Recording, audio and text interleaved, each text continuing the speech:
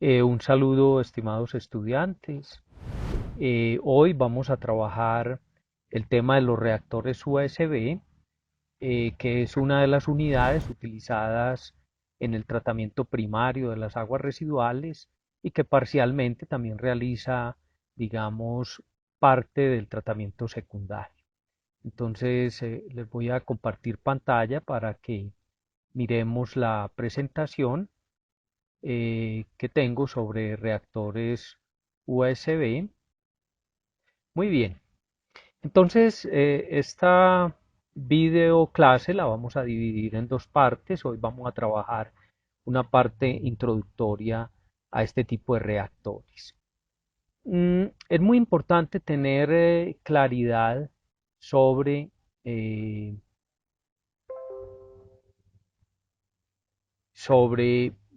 la diferencia entre los reactores aerobios y los reactores anaerobios. Eh, si tenemos como un indicador importante del contenido de materia orgánica, pero además del contenido de energía que tiene un agua residual, un reactor aerobio fundamentalmente lo que genera o transforma la DQO, esa materia orgánica que ingresa, la transforma en biomasa. Por eso vemos que aproximadamente el 50 al 60% de la DQO que ingresa eh, va a ser convertida en biomasa. Y un porcentaje importante, ya que en un reactor aerobio se dan procesos de oxidación, pues se va a convertir en dióxido de carbono y en agua. Mientras que los reactores anaerobios, por el contrario, de un 100% de DQO que está ingresando, nos podemos dar cuenta que lo que ocurre en los reactores anaerobios es que esa energía y esa materia orgánica contenida en la DQO inicial, fundamentalmente en gran medida se va a almacenar en forma de biogás.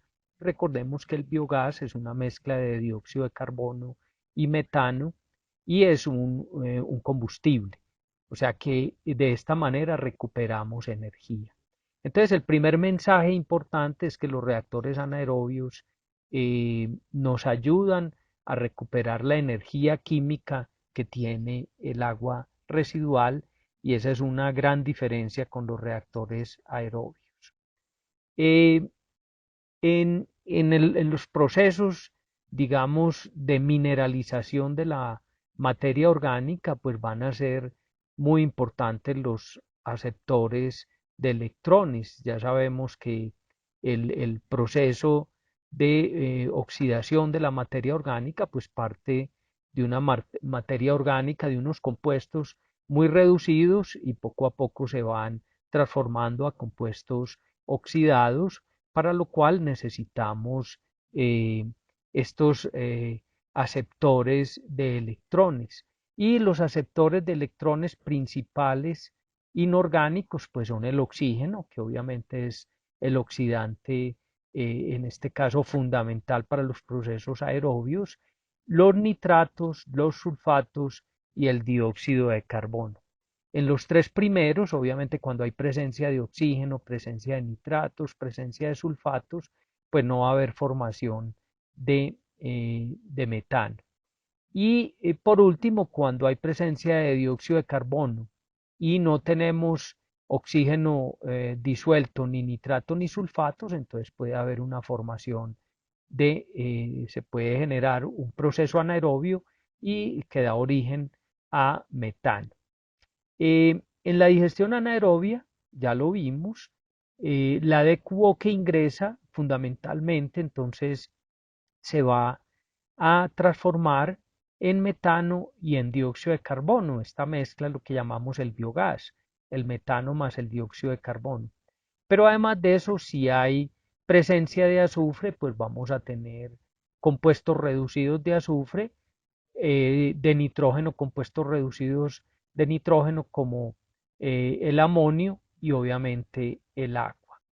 Eh, Como ya comentamos, pues la digestión anaerobia tiene esa gran virtud de que no oxida, no destruye la DQO, sino que parte importante de esa DQO se transfiere al biogás, que es un gas energético. Entonces, como ya les dije, ese es uno de los caminos que tenemos para recuperar energía.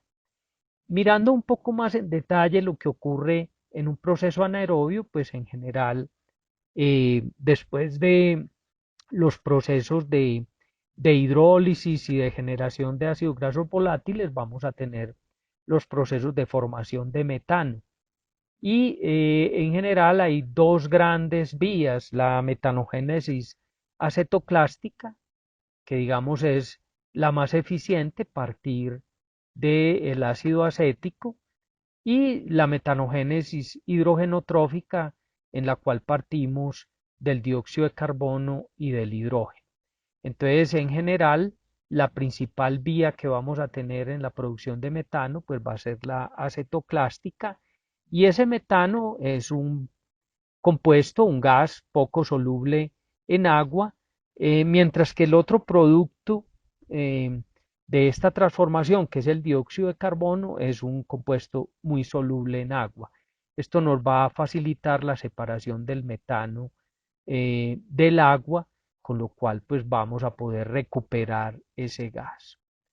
Si miramos por otro lado, ¿qué ocurre en un sistema eh, de tipo anaerobio con la DQO, con la materia orgánica, que recordemos la DQO también representa el contenido energético de un residuo? Pues vamos a encontrar que en una primera etapa podemos diferenciar la DQO, que es biodegradable, que los microorganismos pueden transformar, y una DQO que llamamos recalcitrante, que los microorganismos no son capaces de utilizar pues o de transformar. Y esa DQO biodegradable, a su vez, pues una partecita de esa DQO se va a convertir en biomasa, va a ser utilizado por los microorganismos para generar más microorganismos, es lo que llamamos para crecer y multiplicarse, y otra DQO pues va a ser convertida a ácidos grasos volátiles, y esta que se convierte en ácidos grasos volátiles es la que finalmente podemos llevar hasta metano. Obviamente no tenemos unos procesos 100% eficientes, entonces siempre vamos a tener una DQO en ácidos grasos volátiles remanente. Entonces, en realidad, esa DQO biodegradable al final va a ser la DQO que fue transformada. Una parte va a estar como biomasa celular, como cuerpo de bacterias, otra parte va a estar en forma de metano, y otra fracción pues la vamos a tener como ácidos grasos volátiles. Y obviamente la DQO recalcitrante, como este es un proceso biológico anaerobio, pues esa DQO va a quedar como DQO remanente al final del proceso. Mm, en este caso, pues es muy importante entender cómo el metano, que tiene un contenido energético, pues lo podemos asemejar a la de QO, que también es una medida de la energía. Entonces, si hacemos un balance de la oxidación del metano, vemos que una mol de metano necesita 2 de oxígeno para formar una de dióxido de carbono y 2 de agua. Y si hacemos ya el balance en masa, entonces sabemos que 16 gramos de metano necesitan 64 gramos de oxígeno para formar 44 de dióxido de carbono y 36 de agua. En otras palabras, 4 gramos de DQO, ¿sí? Ustedes ven que por cada gramo de metano se necesitan 4 de oxígeno, y esos 4 de oxígeno pues son la DQO que se ejercería si yo degrado, si yo oxido el metano. Entonces 4 gramos de DQO van a estar almacenadas en 1 gramo de metano. Esa es la relación pues 4:1, 4 de DQO por 1 de metano. Y además de eso, pues estequiométricamente sabemos que 1 gramo de DQO digamos, procesado anaeróbicamente, nos va a generar 350 mililitros de metano bajo condiciones normales de temperatura y presión. Estas condiciones pues son 0 grados de temperatura y una presión de una atmósfera. De acuerdo con esta relación, pues si un gramo de DQO nos da origen a 350 mililitros de metano, cuando sometemos esa DQO a un proceso anaerobio, entonces un kilogramo de DQO nos daría como origen 350 litros de metano. Pero como esto está a condiciones normales de temperatura y presión, pues nosotros podemos, utilizando este factor K sub T, podemos corregir esa relación entre el valor de la decuometanogenizada y el volumen de metano corregido posteriormente. Eso lo vamos a ilustrar un poco con este ejercicio. Entonces, en este ejercicio, lo que tenemos como información, es un ejemplo, es que tenemos un proceso donde tenemos un ingreso de 300 kilogramos de DQ al día en forma de agua residual y nos dicen que estimemos la producción de metano para una temperatura de operación del reactor de 26 grados centígrados y una presión de una atmósfera. Y además de eso, pues nos dan dos datos importantes que son los coeficientes de producción de biomasa dentro de las dos etapas principales de la digestión anaerobia, que son la etapa de acidogénesis, en la cual, digamos, los compuestos orgánicos se transforman en ácidos grasos volátiles, y por el otro lado, la eh, producción de biomasa metanogénica en la cual esos ácidos grasos volátiles se convierten en metano. Entonces tenemos pues como los dos coeficientes de producción de biomasa. Obviamente el coeficiente de producción de biomasa acidogénica es mucho mayor que el coeficiente de producción de biomasa metanogénica. ¿Qué quiere decir eso? Pues que la biomasa acidogénica crece más rápido y se produce más biomasa por cada gramo de DQO que es procesado. Entonces, con estos valores de los coeficientes de producción podemos hacer un balance sobre los 300 kilogramos de DQO que están ingresando al día. Entonces, podemos calcular cuánta biomasa se va a formar de microorganismos acidogénicos o biomasa acidificante. Eh, Sabemos que por cada gramo de DQO removida, pues vamos a formar 0.15 gramos de DQO celular de esos organismos. Entonces simplemente multiplicamos 0.15 por los 300 y me da 45 kilogramos de DQO al día. Eso es lo que se formaría de biomasa acidificante. Entonces, ¿qué nos queda disponible para el segundo paso, que es la metanogénesis? Pues los 300 menos la cantidad de DQO que se convirtió en biomasa, que en este caso son 45. De esa manera nos quedarían 255 kilogramos de DQO al día para el segundo proceso, que es la generación de metano. ¿Cuánto metano se va a formar al final? Pues a esa DQO de 255 le debemos calcular qué fracción de ella va vía biomasa metanogénica. Ya sabemos que es el 0,03 gramos de DQO celular por cada gramo de DQO removida, multiplicado por 255 nos da 7,65 kilogramos de DQO al día en forma de biomasa metanogénica. Aquí se ve pues la gran diferencia entre las dos biomasas: 45 para la acidogénica y 7,65 para la metanogénica. Entonces, realmente, ¿qué nos queda disponible para formar metano? Los 255 menos 7,65 y nos quedan 247,35 kilogramos de DQO al día. Y simplemente pues vamos a calcular ese coeficiente K sub T que nos va a indicar para las condiciones del problema, que ya dijimos que era una atmósfera y 26 grados centígrados, nos va a indicar cuántos o qué valor de DQO se requiere por metro cúbico, y al dividir la DQO remanente, la que tenemos disponible para formar metano, por este factor K sub T, que de acuerdo con este cálculo nos da 2,59, entonces vamos a obtener un caudal de metano de 95,5 metros cúbicos de metano al día.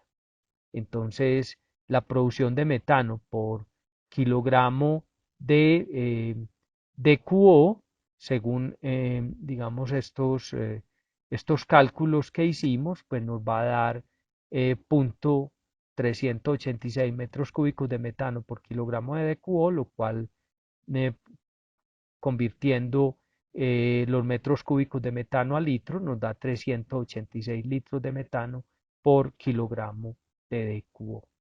Este sería pues un ejercicio en el cual hacemos un estimativo de cuánto metano se nos puede generar para un problema específico.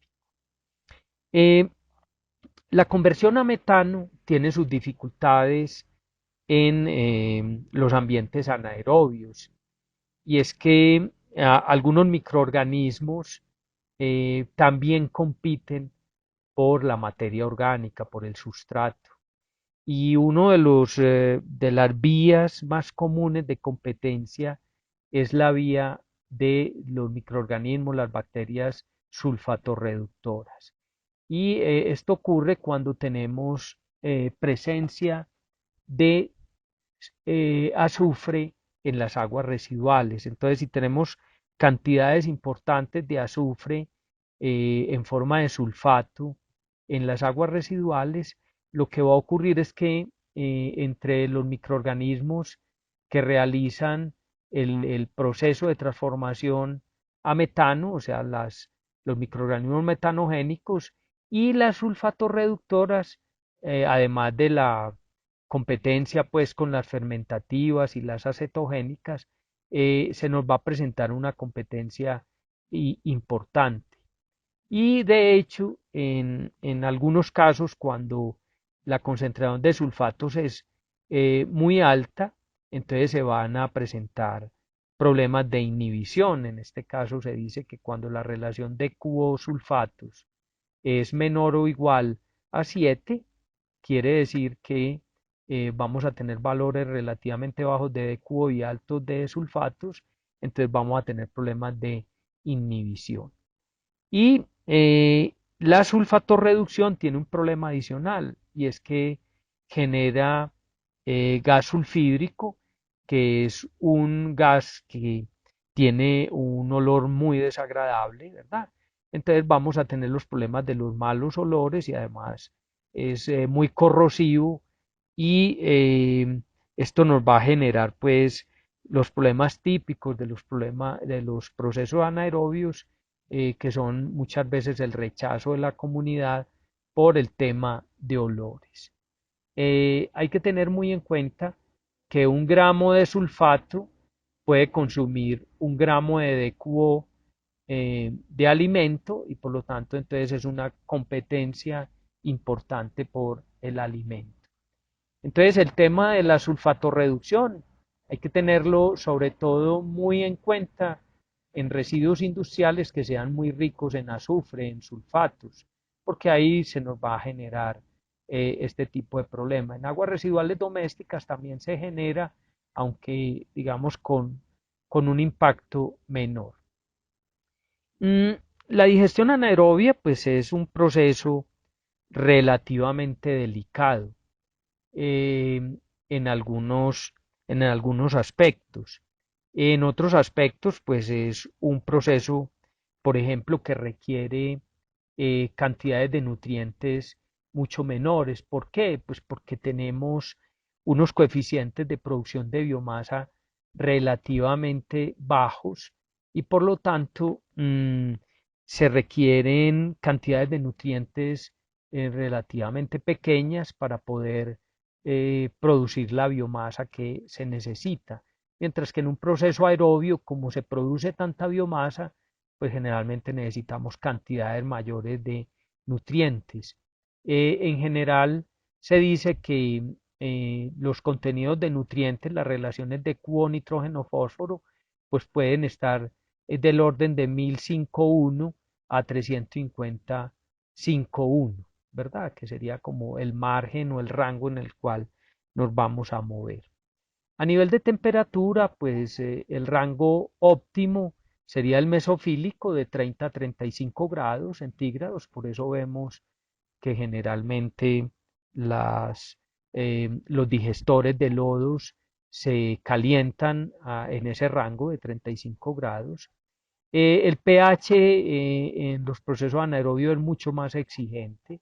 El óptimo va de 6,6 a 7,4 y en general se acepta que podemos tener un rango de operación de pH 6 a pH 8.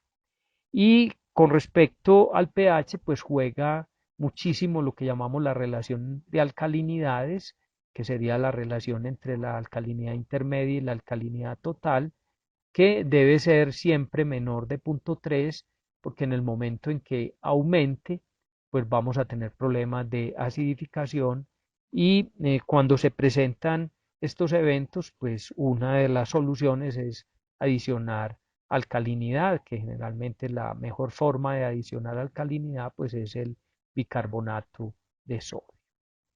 Eh, Miremos ahora la evolución y un poco la clasificación de los sistemas de tratamiento anaerobio.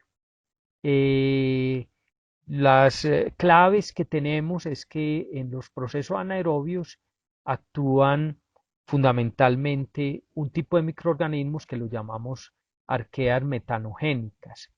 Y este tipo de microorganismos se caracterizan porque crecen lentamente, se reproducen lentamente, entonces eso va a implicar una de las grandes dificultades de los procesos anaerobios, que son los arranques, las puestas en marcha de los reactores largos, o sea que tienen un arranque lento, y cuando hay algún problema de inhibición o de toxicidad también la recuperación de esos reactores generalmente es lenta.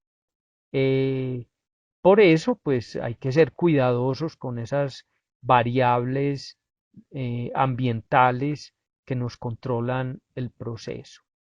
Y la digestión anaerobia, pues es muy utilizada sobre todo para aguas residuales industriales que tienen cargas orgánicas altas, con el fin de, sobre todo, recuperar energía em, vía biogás.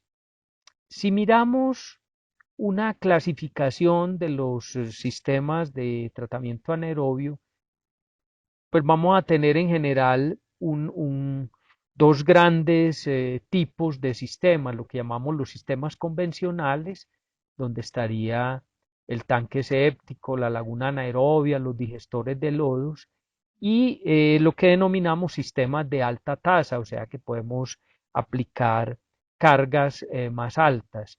Y en los de alta tasa, pues va a haber como una subdivisión en lo que llamamos biopelícula, que sería la biomasa adherida a un soporte, y la biomasa suspendida. En reactores tipo biopelícula, pues están los filtros anaerobios, que después eh, estudiaremos en este curso, los biodiscos y reactores en general con medio de soporte. Y de biomasa suspendida, pues tenemos el reactor USB, que es el objeto de esta, de esta sesión, los reactores de Baffler, los reactores de lecho granular expandido y los reactores de dos etapas, pero en este caso nos vamos a centrar en el reactor USB. Aquí tenemos un poco lo que, simplificando mucho, pues es un reactor USB. Entonces tenemos una biomasa que aparece aquí a la izquierda, eh, que en este caso es una biomasa granulada. Esta biomasa granulada o estos gránulos son unos consorcios de microorganismos que trabajan juntos y estos consorcios generalmente están compuestos tanto por microorganismos acidogénicos como metanogénicos. Entonces ese lodo granular que está dentro del reactor, recordando que el reactor USB es un reactor de manto de lodos, que serían aquí los circulitos negros, que sería pues esta biomasa, y flujo ascendente, o sea que siempre lo alimentamos por la parte inferior.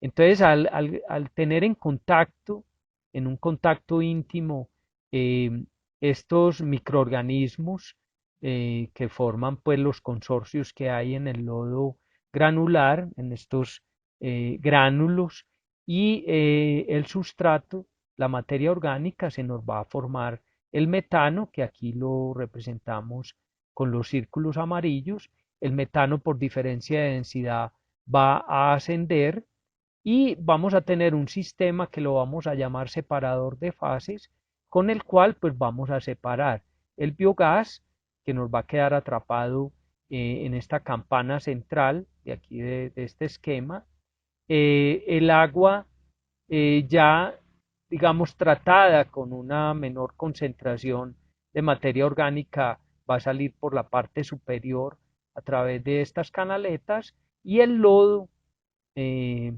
como tiene una densidad mayor que el agua, pues va a tener una tendencia a sedimentarse. Obviamente que las burbujas de gas que van ascendiendo, pues nos van a ayudar a mezclar y a mejorar el contacto entre el sustrato que está ingresando el agua residual y ese lodo.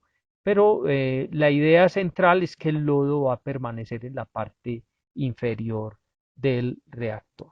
Esto lo podemos ilustrar un poco con estas fotografías. Aquí tenemos el cuerpo del reactor y ustedes ven que aquí tiene el separador de fases, que es lo que llamamos el separador GLS, gas, líquido, sólido. Y en esta otra fotografía pues se muestra, se indica lo que es el lodo granular. Ustedes ven que se alcanzan a ver los gránulos, recordando que son unos consorcios de microorganismos eh, que trabajan juntos y convierten, transforman la materia orgánica en metano y en dióxido de carbono, dándonos como resultado pues esa mezcla que es el biogás. Mm, los reactores USB pues obviamente tienen muchas ventajas, pero también tienen algunas desventajas. ¿Qué ventajas tiene un reactor USB? Pues que es un sistema compacto, que por eso los costos de construcción y operación generalmente son bajos. Ya sabemos que la producción de lodos va a ser pequeña y por lo tanto la disposición, todo el tratamiento de lodos se va a simplificar. Eh, Tienen bajo consumo de energía, pues no necesitan aireación y presentan una remoción de DBO y de QO satisfactorias entre 65 y 75%. Pero tienen algunos problemas, ya empezamos a vislumbrar algunos de ellos, por ejemplo, el tema de los malos olores, cuando hay una presencia importante de sulfatos en el agua residual, entonces ahí vamos a tener un problema de generación de malos olores. Estos reactores pues tienen una tolerancia relativamente baja a cargas tóxicas.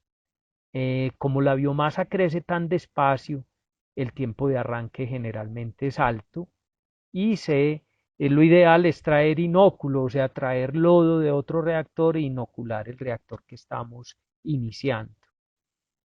Como la eficiencia no es tan alta como la de los procesos aerobios tipo lodos activados, entonces generalmente requieren pulir el efluente a través de un posttratamiento. Y una cosa muy importante es que hay que tener mucho cuidado con la alcalinidad disponible para prevenir posibles procesos de acidificación o alcalinización. Eh, ¿Cuáles son los principales fundamentos del proceso? Entonces, el arranque del proceso y la inoculación, pues es una etapa eh, fundamental para iniciar con buen pie el proceso de tratamiento. Se dice que al menos debemos agregar al reactor el 10% de su volumen en forma de inóculo. Este inóculo generalmente se consigue en otros reactores, en tanques sépticos, en lagunas anaerobias, ya depende de la fuente de inóculo a la cual uno pueda tener acceso. Recordemos que este reactor pues va a tener una acumulación de biomasa en la parte inferior eh, y decimos que tiene un lecho de lodo donde va a estar en la parte eh, más inferior, donde hay una alta concentración de biomasa, que es del 4 al 10%, de 40 a 100 gramos de sólidos suspendidos totales por litro.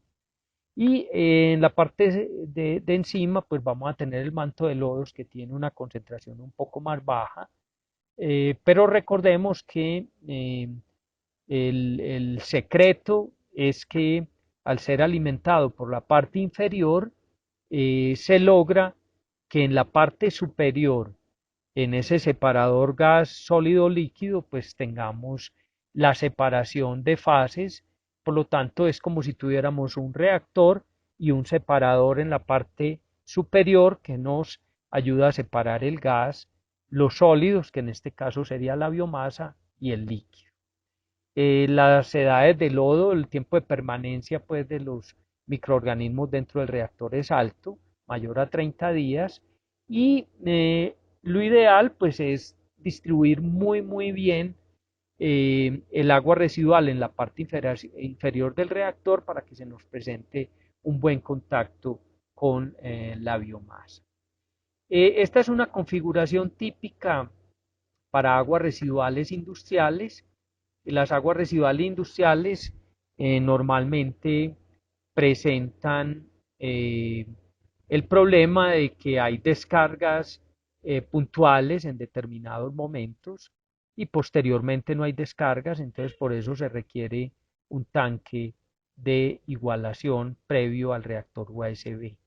Para aguas residuales domésticas, pues normalmente esto no se requiere. Eh, los reactores anaerobios pues pueden ser de dos formas. Hay unos reactores en forma circular y hay otros reactores que pueden ser en forma rectangular. Tienen pues sus ventajas y desventajas. El reactor en forma circular pues va a tener una mayor estabilidad estructural y los reactores en forma rectangular pues nos van a permitir modular de una forma más sencilla porque se pueden compartir muros. En general se dice que los reactores pequeños van a tomar forma circular y los grandes con forma rectangular.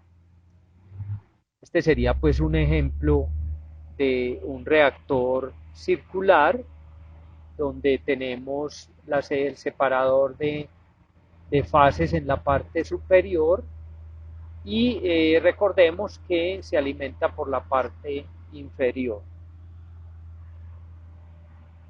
Eh, este es una típica foto pues, de estos sistemas ya a nivel de aguas residuales industriales. Esto es en un frigorífico y este sería el tanque de igualación que dijimos inicialmente. Este es el reactor USB y en este caso este reactor USB se complementa con un filtro percolador que estudiaremos más adelante.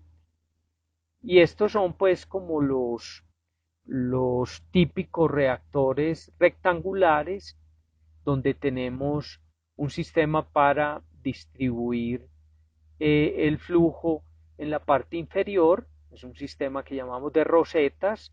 Normalmente el agua ingresa por la parte central y se reparte en los diferentes compartimientos y cada compartimiento está comunicado con una tubería que lleva el agua residual a la parte inferior. ¿Sí?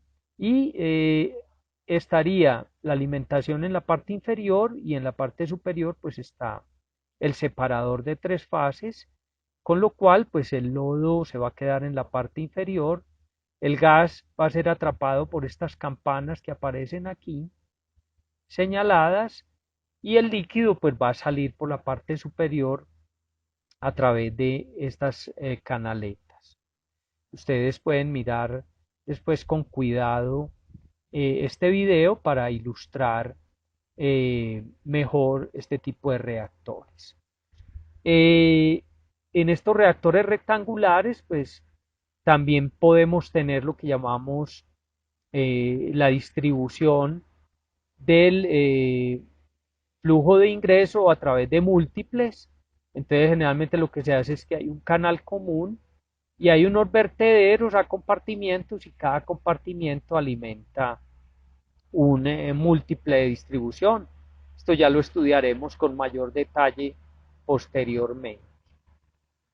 Los criterios de diseño de los reactores USB pues tienen que ver con fundamentalmente la carga orgánica, volumétrica o másica. Entonces podemos aplicar cargas orgánicas altas cuando tenemos lodos granulares, y esto sobre todo es para aguas residuales industriales.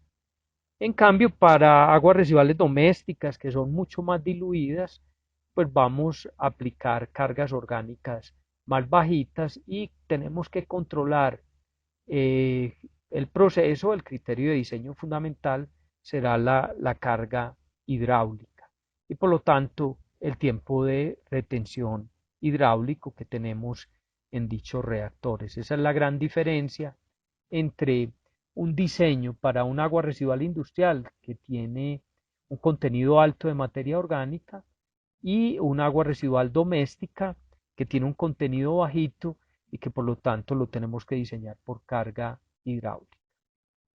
Eh, Recordemos rápidamente, pues la carga hidráulica volumétrica es la relación que hay entre el caudal y el volumen, el caudal que está ingresando al reactor y el volumen del reactor. Ya sabemos que el volumen del reactor dividido por el caudal es el tiempo de retención hidráulico, entonces el caudal dividido por el volumen es el inverso del tiempo de retención hidráulico. Y el volumen del reactor también lo podemos calcular como el caudal por el tiempo de retención hidráulico. En el caso de agua residual doméstica, pues generalmente se trabaja con tiempos de retención mayores de 4,8 horas, lo cual nos da unas cargas hidráulicas volumétricas de 5 metros cúbicos de agua residual por metro cúbico de reactor por día.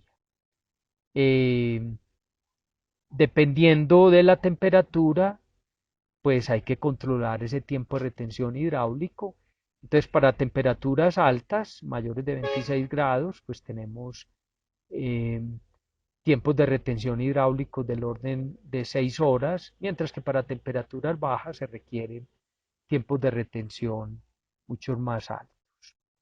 En lo que tiene que ver con la carga orgánica volumétrica, pues la carga orgánica volumétrica es la masa de material orgánico aplicado sobre volumen del reactor, o sea que sería la carga de material orgánico dividido por el volumen del reactor, y recordando que el caudal dividido por el volumen es el inverso del tiempo de retención hidráulico, pues nos queda aquí que quedaríamos con la carga orgánica sería igual también a la concentración del material dividido por el tiempo de retención hidráulica. Y en este caso el volumen del reactor se calcularía como la carga que va a recibir el reactor dividido por la carga, digamos, eh, seleccionada, y nos daría el volumen del reactor. Para el caso de aguas residuales domésticas, pues generalmente se trabaja con cargas orgánicas volumétricas de 2,5 a 3,5 kilogramos de cubo por metro cúbico por día.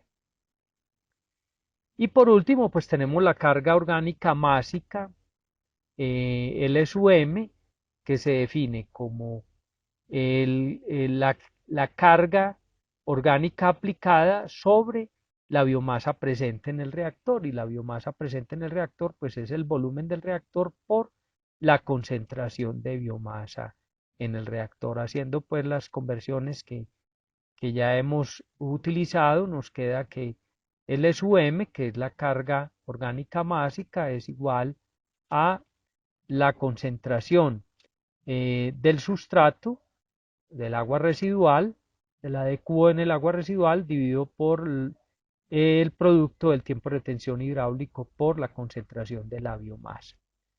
Para aguas residuales domésticas, pues aquí están más o menos las cargas, muy bajita en el arranque y un poco mayor en la operación.